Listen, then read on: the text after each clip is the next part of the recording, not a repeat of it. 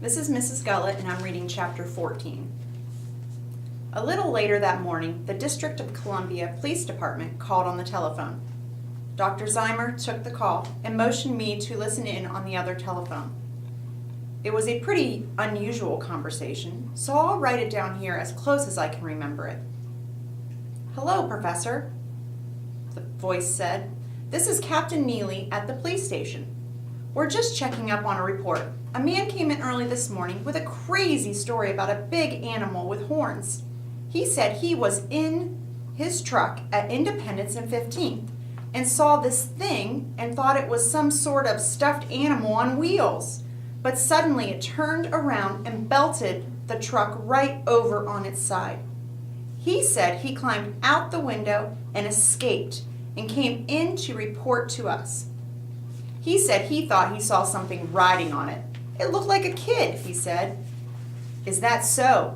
Dr. Zeimer said very calmly. "I wouldn't have bothered you, Professor," the voice went on, "but the guy was perfectly sober, so we thought we'd better look into it. We went back to Independence and 15th, and there was his truck all right, but it was right side up." The man couldn't explain that, but he swore up and down that when he left, that truck had been on its side. "I was just going to take the guy back to the station for observation when one of the men found a track over in the dirt near the sidewalk. It was a great big track, about 14 inches long, with 4 toes on it. I've never seen anything like it. We called the zoo, and they said it sounded like the track of an oversized tortoise, but their tortoise hadn't escaped. And besides, they didn't think a tortoise could turn over a truck." "I think you're right." "I think they're right," Dr. Zeimer said. "But the zoo said to get in touch with you people at the museum, so I just wanted to ask you if you have any idea what could have made that track."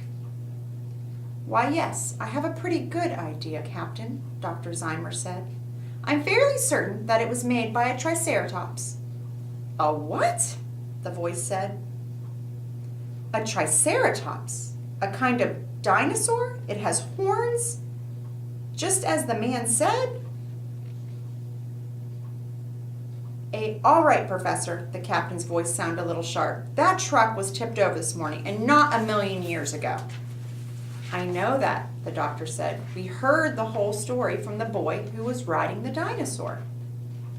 There was a kind of pause at the end of the telephone. "Would you repeat that, Professor? I didn't catch what you said." "I said we heard about it from the boy who was riding the dinosaur." Another pause. "I'm sorry, Professor. All I can hear is something that sounds like the boy was riding the dinosaur. I guess our phone's on the blink." "That's what I said," Dr. Zeimer said patiently. "We have a dinosaur, and the boy was out exercising it this morning when that incident occurred." Then there was an even longer pause. Finally, the police captain said, "I'd better come over and see you about this," and then he hung up. Later on, the police captain came in. He was a tall man, and he had a big chin and looked very serious. Dr. Zeimer took him down in the basement and showed him Uncle Beasley. "Holy smoke," the police captain said. "How long have you had this thing here?" "Almost 3 weeks," Dr. Zeimer told him. "And you mean to say you've been letting him out every morning all this time? Why, that's dangerous. We can't allow a thing like this to wander around the public streets." "There was no injury or property damage this morning when that truck was tipped over, but you may not be so lucky next time. You'll have to keep this animal locked up. No more traipsing around loose after this."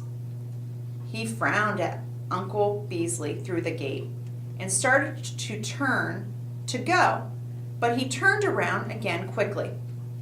"And another thing, Professor, there's a district ordinance against stabling large animals inside the District of Columbia limits, except in designated areas." He took out a booklet and thumbed through it. "Cats and dogs, yes. Rabbits, hamsters, guinea pigs, white rats, under certain conditions. No horses, cows, sheep, goats, pigs, or other livestock. No potentially dangerous animals, such as bear, leopard, raccoon, or ape, or the young of such animals, either caged or free. No reptiles. Doesn't even mention dinosaurs, Professor. I'm sorry, I'll give you 24 hours to clear him out of here. That's the best I can do for you. He wrote something in his notebook and snapped it shut as if there was no use saying anything more about it. Then he walked out of the building. Well, Nate, Dr. Zymer said, what do we do now? He rubbed his chin for a while. I guess our best bet is the zoo. What do you say? I said I guess that was all right with me if they would take good care of Uncle Beasley. Oh, I'm sure they would, the doctor said. He'd be their prize exhibit and nothing would be too good for him. I'll call Holmquist at the zoo. He's a good friend of mine. He talked on the phone for quite a while and then he hung up and turned to me. Holmquist said they would be very happy to have the dinosaur. They lost an elephant a while back and have an empty pen in the elephant house. It would be just the thing for him. Big indoor room, heated, large outdoor pen for warm weather. Much better than his quarters here. There's only one difficulty, he said. What's that? I said.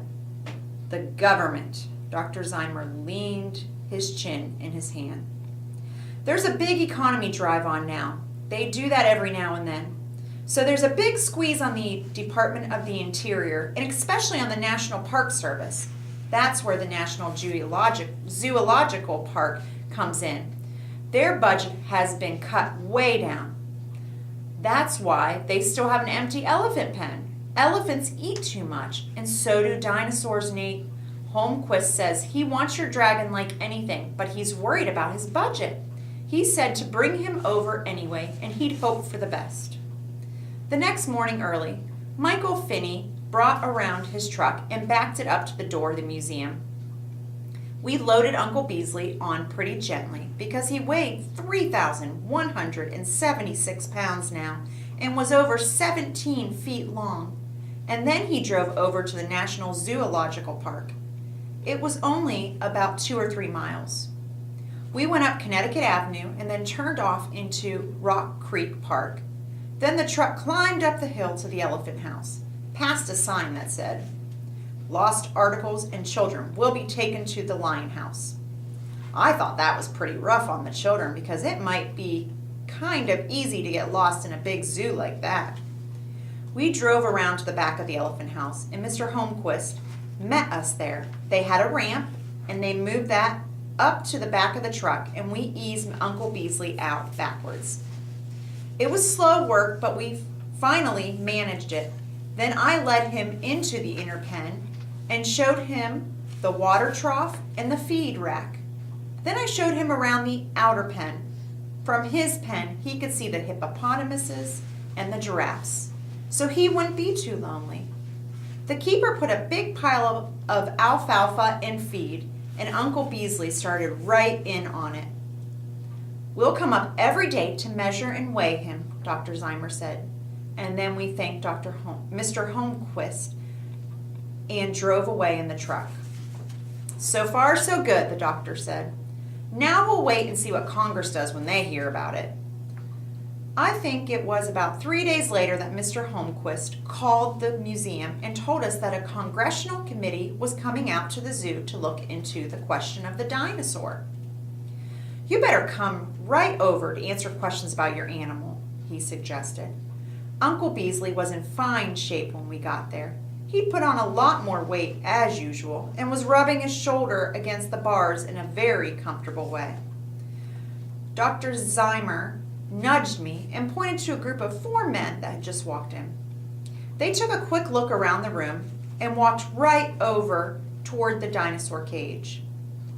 This must be the one, over here, one of the men said. He had a bald head and smoked a cigar. The other men gathered around and stared at Uncle Beasley. A keeper came along and tossed 3 bags of alfalfa and a bag of grain into his hopper. How long does it take To eat that feed? How long does he take to eat that feed? The man with the cigar said. Oh, he finishes all that up in a half an hour, the keeper said. He's got a real appetite, that boy. He takes 8 sacks of alfalfa and 200 pounds of grain every day. It does your heart good just to watch him eat. Did you hear that, Ed? The man with the cigar said. That's where the money goes.